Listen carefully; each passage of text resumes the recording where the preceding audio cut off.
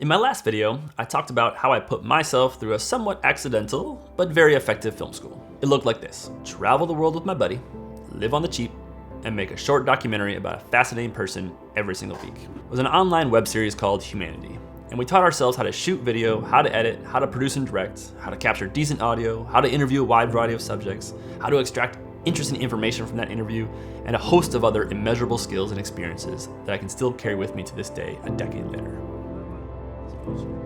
We did this for nearly a year, led by our desire for excitement and adventure and our passion for telling stories. Every time we achieved a visual that we had not been able to capture before, we were so excited. And every time we failed, we worked together to figure out what had gone wrong. The result? We honed our craft and became competent filmmakers, at least competent enough that people started paying us to do it. Now, learning how to make films like this isn't for everyone. It's probably not the best way for most people. Looking back though, I can see that it was the best way for me to do it. And that's what matters most. Finding a way to learn that you yourself can stick with. Because if you're not enjoying the learning process, then you're bound to quit. If you're trying to learn how to make films or just shoot videos or music videos or commercials, then let me give you a rundown of the advantages and disadvantages of being a self-taught filmmaker, and why you may or may not choose it over a more traditional film school direction. When I decided to pick up a camera and start making films, I had a master's degree in professional writing and was already 26 years old. So the idea of going back to school for 3 years was not very appealing. The cost of film school is also a big deterrent, which brings me to my first big advantage of being a self-taught filmmaker. It's a whole lot cheaper. It was actually cheaper to stay in hostels and Airbnbs in Asia than to continue to pay for our New York City apartments.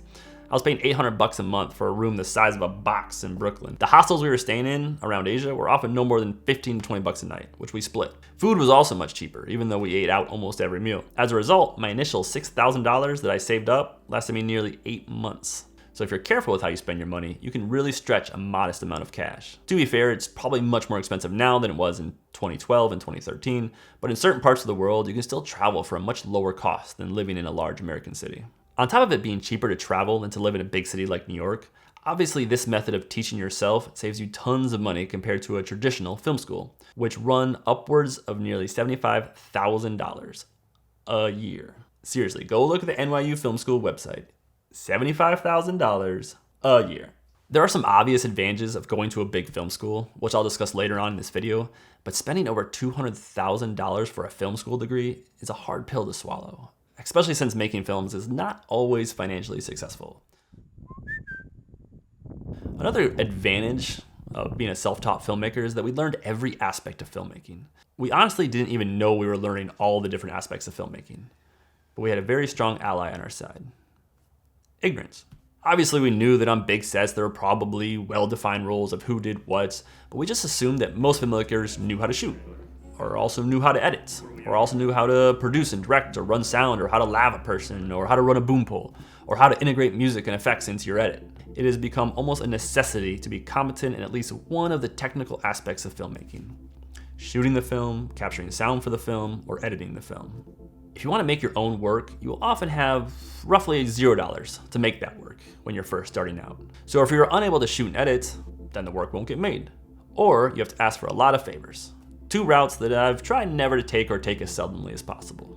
So teaching yourself all aspects of filmmaking will pay off big time as you continue on your own filmmaking journey. Another advantage of documentaries is that you're out of your comfort zone almost all the time. Documentary filmmakers often find themselves in very unusual circumstances. Sometimes it's being in a dangerous situation, like a drug police raid. Sometimes in very uncomfortable situations, like when someone is recounting their past trauma. Sometimes it's just being on the side of a mountain in the Scottish Alps, wearing your very worn out tennis shoes and slipping a little more than you like to. But one thing we learned while traveling the world and making short films is how to adapt to a wide variety of situations. And not only how to adapt, but also do your job in these unusual, often stressful situations. From the physically demanding shoots like the 8-day trek up to Everest Base Camp to film the Everest Marathon, to the more psychologically difficult shoots like following a mine explosion victim in Cambodia. Every single experience adds a piece of metal to your armor that you can take with you into the next shoot, and literally every single life experience after that. Since that first year of filmmaking, I have filmed police raids, overdose calls, political campaigns, protests, and I've been in some pretty interesting and often sketchy situations all over the world. And every time I knew I'd be able to do my job, do it well, and get through to the other side. Eventually, you become comfortable with being uncomfortable.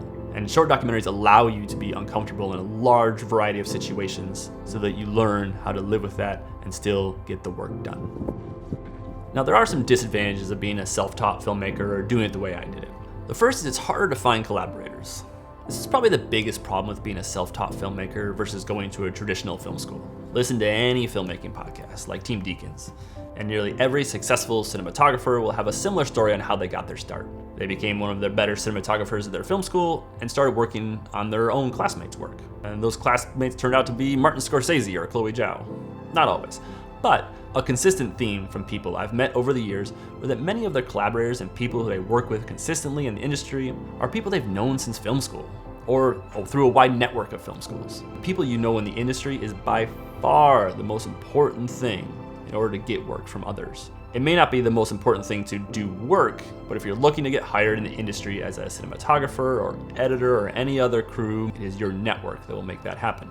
Now, you can create and grow your network without going to film school, but it is a bit more difficult. In my opinion, the best way to do it is just make great work, or as they say, be so good that they can't ignore you. Luckily for me, for my own self-taught film school, I had my best friend Gaston along for the journey. And that is one of the most important aspects of teaching yourself, having a similar level collaborator and co-conspirator. Perhaps one of the biggest regrets I have about my own filmmaking journey, I have never had a true career mentor to learn from, bounce ideas off of, or collaborate with. Film school definitely allows for this, and almost every person I've talked with who has gone through a film program can point out a professor or a peer or another filmmaker who encouraged them and pushed them to new heights. But personally, I've actually been very lucky to have worked with my wife for the past 7 years, especially since she turned out to be one of the finest documentary filmmakers of our generation. I didn't know this when I asked her to marry me, but it turned out to be a nice little perk. So that is also another route, marry a mentor. But my own personal lack of mentors is actually one of the reasons I have started this YouTube channel. I'm going to be making videos that I wish I would have had 10 years ago as a new filmmaker. And as I've grown confident in my own skills, I have found that working with younger filmmakers and doing some education and consulting on the side has been incredibly fulfilling. And so this channel will allow me to do that on a much larger scale. To sum up, there's no right or wrong way to learn how to make films. Surely there are more efficient ways, but you just need to find the way that works for you and your own personality. Find the direction that will get you to where you want to be. Maybe that's saving up as much money as possible, quitting your job and traveling the world to make short documentaries like I did. Or maybe it's going to film school. Maybe it's shooting videos in your garage or with your friends and family. Maybe it's just making short comedy bits to put out on YouTube.